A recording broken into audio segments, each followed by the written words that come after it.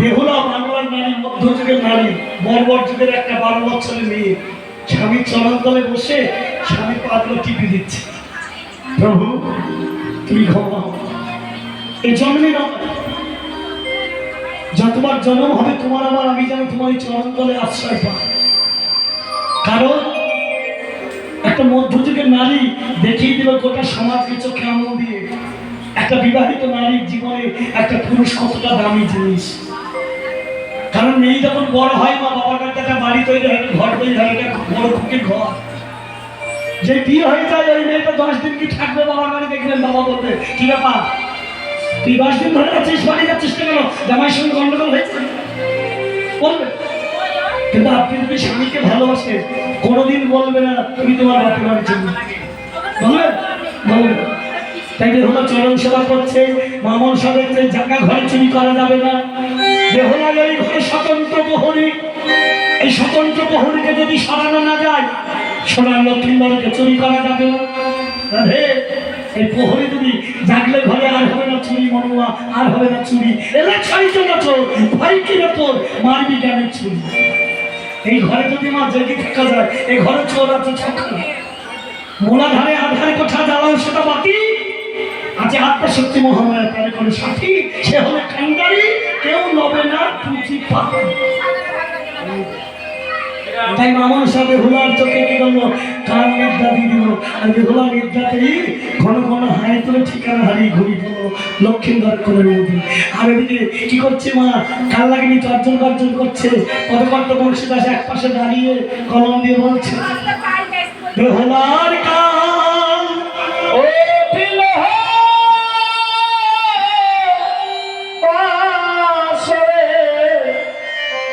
বেহুলা জো ঠকিল বসরে, আরে বেহুলার কাল ঠকিল বসরে, বেহুলা জো ঠকিল বসরে, ও বেহুলার কাল ঠকিল বসরে, বেহুলা জো ঠকিল বসরে। প্রথম হাতে দিয়ে কালি রে কালি, ঘুরিতে লাগিল বেহুলার কাল ঠকিল বসরে, বেহুলা জো ঠকিল বসরে। দ্বিতীয় ধাপে দিয়ে কালি রে কালি, ঘুরিতে লাগিল বেহুলার কাল ঠকিল বসরে, বেহুলা জো ঠকিল বসরে। দ্বিতীয় ধাপে দিয়ে কালি রে কালি, গর্জন করিল বেহুলার কাল ঠকিল বসরে, বেহুলা জো ঠকিল বসরে। চতুর্ধাপে দিয়ে কালি রে কালি, ঘুরিয়া বেড়ায় বেহুলার কাল ঠকিল বসরে, বেহুলার জো ঠকিল বসরে। পঞ্চম ধাপে দিয়ে কালি রে কালি, ঘুরিয়া বেড়ায় বেহুলার কাল ঠকিল বসরে, বেহুলা জো ঠকিল বসরে। ষষ্ঠ ধাপে দিয়ে কালি রে কালি, গর্জন করিল বেহুলার কাল ঠকিল বসরে, বেহুলা জো ঠকিল বসরে।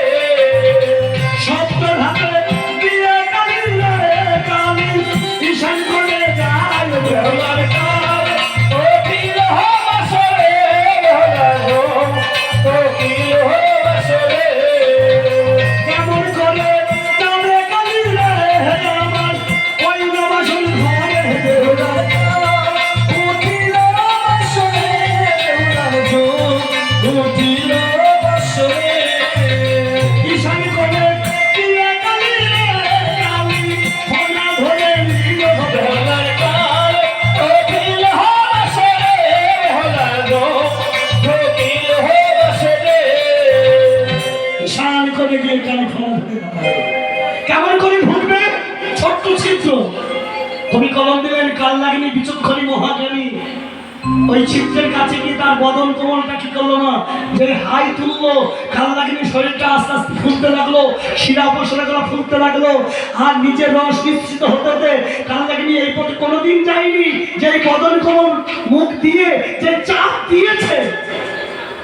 আর ছোট্ট ছিদ্রটা আস্তে আস্তে সংকোচন আর প্রসারণ, সংকোচন আর প্রসারণ হচ্ছে। আর কালী যত চাপ দিচ্ছে দেখে পড়ে শরীরটা ধীরে ধীরে বাসর ঘরে যাচ্ছে। আর কালী বলছে, মাগো এই বাসর ঘরে তো কোনোদিন আমি ঢুকিনি, এই বাসর ঘরে ঢুকতে এত আনন্দ, এত প্রেমদায়ক